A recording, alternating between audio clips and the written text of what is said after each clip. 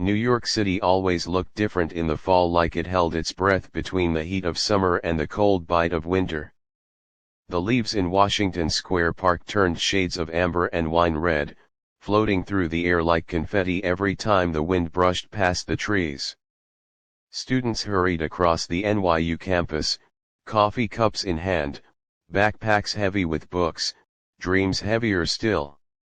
Among those thousands of students carrying ambitions on their shoulders were Aiden Brooks and Maya Hart, two people who seemed to be walking separate storylines until New York pushed them into the same one.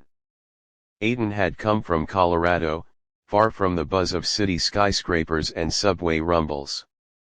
He was tall, soft-spoken, the kind of guy who preferred books over people and late-night libraries over crowded parties.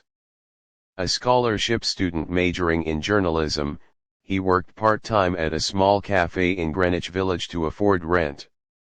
His dream was simple yet huge: become a voice people listen to. Maya, on the other hand, felt born for the city. The daughter of a Brooklyn-based artist mother and a firefighter father, she radiated confidence, warmth, and a kind of emotional intelligence that made everyone spill their secrets around her.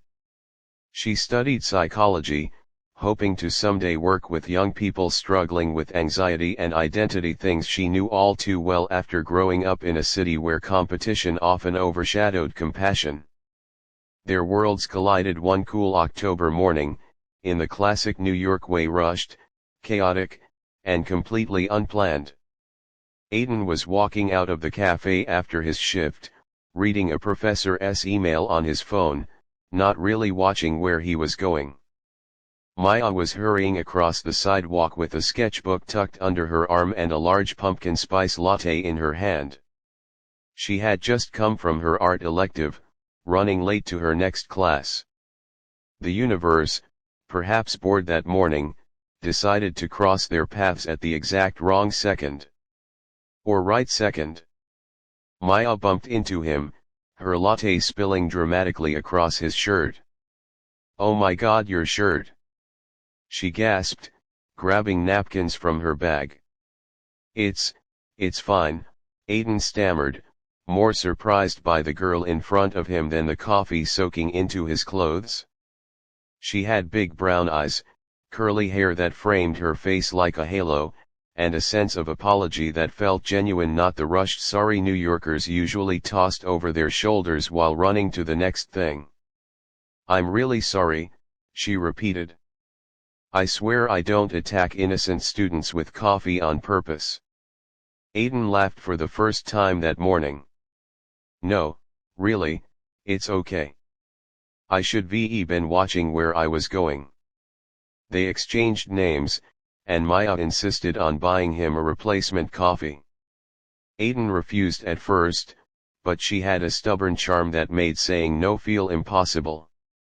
They talked for 7 minutes, the walk from the cafe to her class building, 7 minutes that felt like something beginning, though neither realized it then. Not fully. A week later, they met again, this time in the NYU library. Maya spotted him by accident, sitting at a long wooden table near the tall windows, typing furiously on his laptop. She walked over with her characteristic smile. "Hey. Coffee shirt guy." Aiden looked up, surprised and maybe a little happy.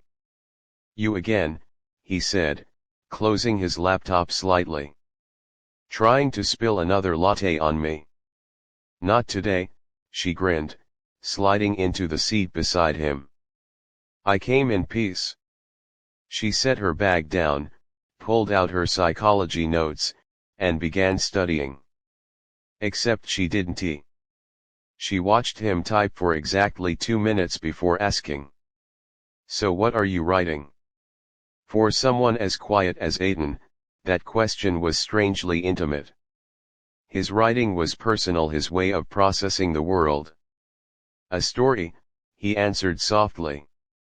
"About?" He hesitated, then said the truth. "About a girl who spills coffee on a guy." Maya blinked. Then laughed a warm, ringing laugh that echoed through the library enough to earn a glare from the librarian. And that right then was the real beginning. Falling in love, NYU style. New York has a way of pulling people closer without them realizing. Soon, their days began to tilt toward each other. They met between classes, shared lunch on the steps outside Kimmel Center, exchanged playlists. Aiden introduced her to indie folk, Maya got him obsessed with 90s R&B. They walked through bookshops in Soho, sketched street artists, and listened to subway musicians play for crowds who never slowed down except for music. Maya loved Aiden's mind, quiet but deep, thoughtful but intense. He listened in a way most people didn't. He noticed things. The way she played with her hair when nervous. The way she softened her voice when talking about something sad. The way she always carried her mother's old paintbrush in her bag for good energy. Aiden loved Maya's heart, how big it was, how loud in the best way. She reminded him that it was okay to feel things openly, that ambition didn't require emotional silence. She showed him the city through her eyes, colorful, messy, unpredictable, and full of stories waiting to be written. One evening, after a long day of classes, they walked to the Brooklyn Bridge. The sky was dipped in shades of lavender fading to deep blue. Cars roared below, tourists laughed, bikers zoomed past, and the wind tasted faintly like sea and city dust. Maya stopped walking halfway across and leaned against the railing. "You ever think about how many love stories happened right here?" she asked. "Like, what if someone fell in love on this bridge, right where we're standing?" Aiden looked at her profile illuminated by the city lights. "I think," he said, "maybe someone is falling in love on this bridge right now." She turned toward him slowly, her lips parting slightly, the meaning sinking in. "You mean you?" He didn't answer with words. He leaned in, gently, hesitantly, and she met him halfway. Their first kiss was soft. Warm. Just long enough to feel like a promise. When differences surface. College relationships in the US often grow fast, but they also collide with stress, independence, and personal dreams. Maya and Aiden were no exception. Maya was social, expressive, always surrounded by friends. Aiden preferred quiet corners and one-on-one moments. She thrived in crowded art studios, he thrived in silent writing labs. They balanced each other beautifully until junior year arrived. Maya got accepted into a competitive internship at a mental health nonprofit. The hours were long, the expectations high. She became busier, more tired, more emotionally drained from listening to real-life struggles every day. Aiden, on the other hand, was offered an editorial internship at a major media company, a dream stepping stone for him. But the job demanded insane deadlines, late nights, constant pressure. Soon, their schedules clashed more than they met. Calls got shorter. Texts became fewer. One night, Maya showed up at his apartment after he missed dinner for the third time. "You said you'd come," she said, voice shaking. "I know," Aiden sighed, rubbing his forehead. I had to finish the article." "You always have an article. And you always have a crisis at your internship." The words escaped before he could catch them. Maya froze. "Is that what you think I do, handle crises?" Aiden looked ashamed. "Maya, I didn't mean. You write about people, Aiden. I'm trying to help them." Silence stretched between them, thick and painful. "This isn't us," she whispered. "I know." They didn't break up, but something in the air felt fractured. New York teaches love the hard way. For 2 weeks, they drifted like strangers. It was the kind of distance that felt heavier than arguments, the quiet kind, where love felt present but unreachable. Then came the night of Maya's charity event, a fundraiser for youth mental health. She had worked on it for months, pouring her energy, heart, and soul into every detail. She invited Aiden weeks earlier. He promised he would be there. But deadlines swallowed him again, and time slipped through his fingers like sand. By the time he checked the clock, the event was half over. He truly ran through the New York streets, across crowded sidewalks, past honking taxis, feeling guilt claw at his stomach. When he burst into the venue, slightly breathless, the event was wrapping up. People were leaving. Fairy lights twinkled against the walls, soft jazz music fading out. Maya was near the stage, putting away brochures with a sad, tired expression. When she saw him, her eyes dimmed instead of brightening. "You came late," she said quietly. "I'm sorry. My editor. I don't want excuses anymore." Aiden stepped closer. "Maya.